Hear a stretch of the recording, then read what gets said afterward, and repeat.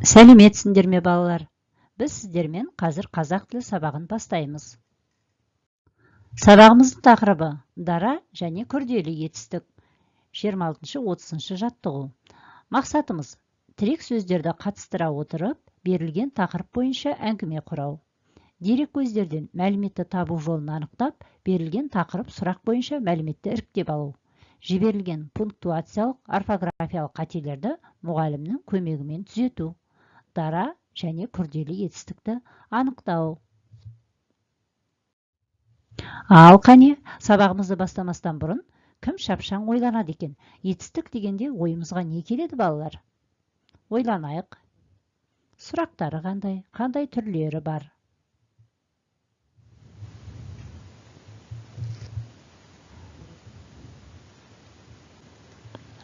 Иә, ойланып болсақ, назар аударайық. Етістік. Не істеді? Не қылды? Қайтты деген сұрақтарға жауап береді, іс-қимылды, әрекетті білдіреді. Оның дара және күрделі түрлері болады. Дара етістік бір сөзден құралады, күрделі етістік екі немесе одан да көп сөзден құралады. Енді 110-шы сабаққа назар аударайық. Өлең берілген. Жақан Смақовтың өлеңі. Мұқият тыңдаңдар. Таспен атып торғайды, ұя бұзған оңбайды. Құс өкпелеп кетеді, бақшамызға қонбайды. Тағы бір рет оқимын. Таспен атып торғайды, ұя бұзған оңбайды. Құс өкпелеп кетеді, бақшамызға қонбайды. Өлеңнен етістіктерді табайық. Бірінші жолда. Атып. Қандай етістік? Дұрыс, дара етістік.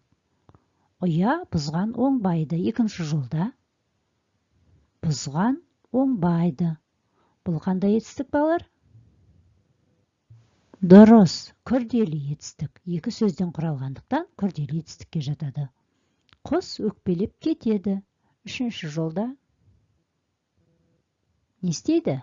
Өкпелеп кетеді. Яғни бұл да күрделі етістікке жатады. Бақшамызға қонбайды. Дара етістік қонбайды. Өлең мазмұны бойынша сұрақ қой дейді. Яғни біз сұрақтар қойып, етістіктерді таптық. Өлеңде екі дара етістік, екі күрделі етістік бар екен. Бірінші жолда атып, екінші жолда бұзған оңбайды, үшінші жолда өкпелеп кетеді, төртінші жолда қонбайды. Түсіндік пе балалар?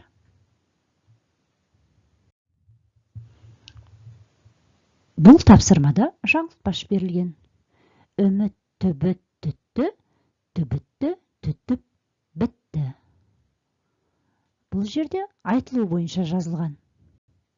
Етістіктерді тауып, дара және күрделі екенін ажырат дейді.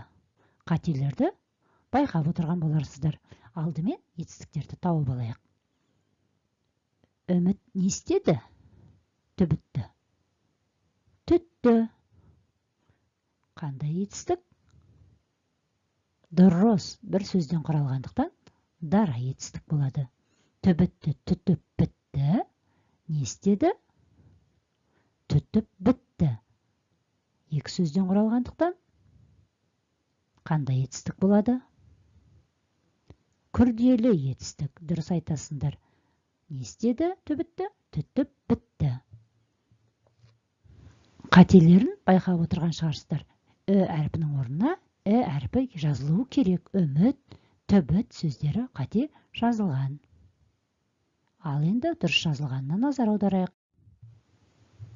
Сабақтан соң тура осылай қатесіз әдемі етіп жазған кезде бас әріппен кіші әріптің биіктігін сақтап, әріптерді каллиграфиялық нормаға сай көркем жазасыздар.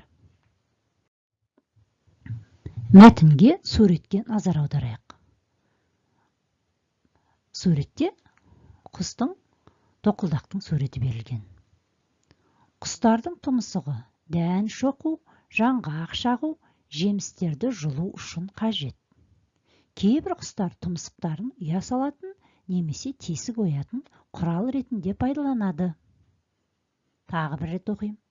Құстардың тұмсығы дән шоқу, жаңғақ шағу, жемістерді жұлу үшін қажет.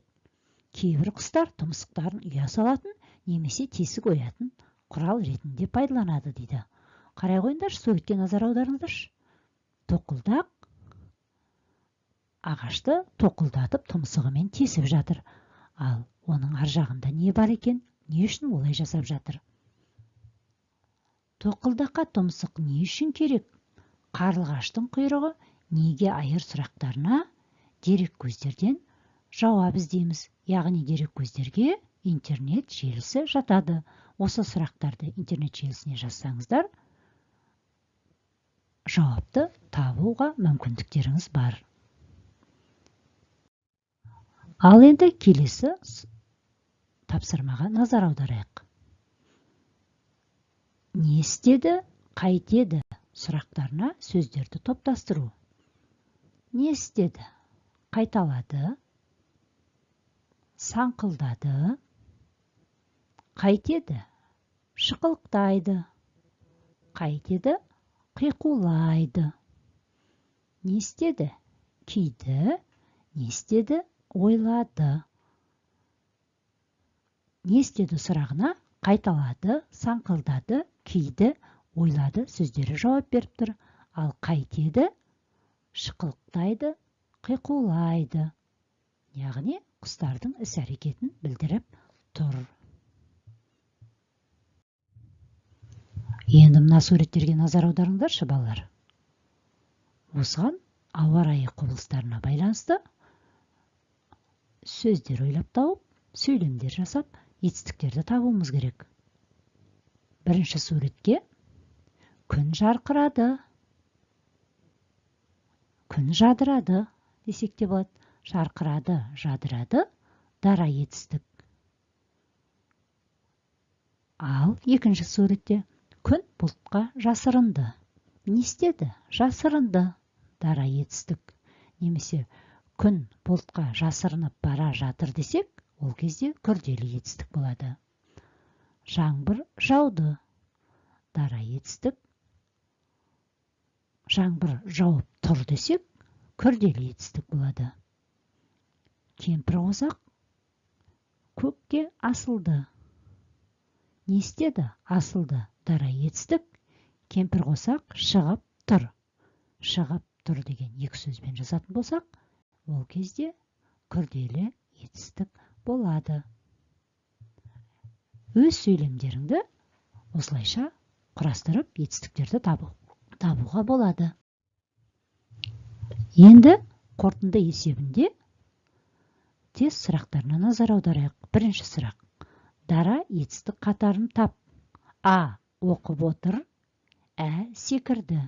Б. Ойнап жүр. Дара етістік қайсы екен, балалар? Секірді. Дұрыс, себебі ол бір сөзден құралып тұр. Екінші сұрақ. Күрделі етістікті тап. А. Тапсырды. Ә. Айналды. Б. Оқып жүр. Күрделі етістік қайсы екен? Қай жауап сәйкес келеді екен, балалар? Дұрыс, Б жауабы сәйкес келеді.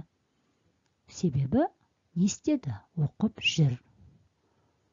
Екі сөзден құралғандықтан ол күрделі етістікке жатады. Ал енді үй тапсырмасына назар аударайық. 27-ші жаттығу 81-ші бет. Жаңылтпашты қатесін түзеп, көркем етіп жазу. Жазғанда көркем етіп жазамыз. Және 29-ші жаттығу 81-ші бет. Ең алдымен өз аулаңдағы құстар тіршілігін бақылаймыз.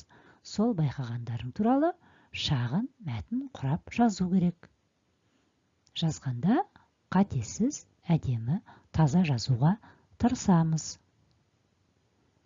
Осымен сабағымыз аяқталды. Қош сау болыңдар.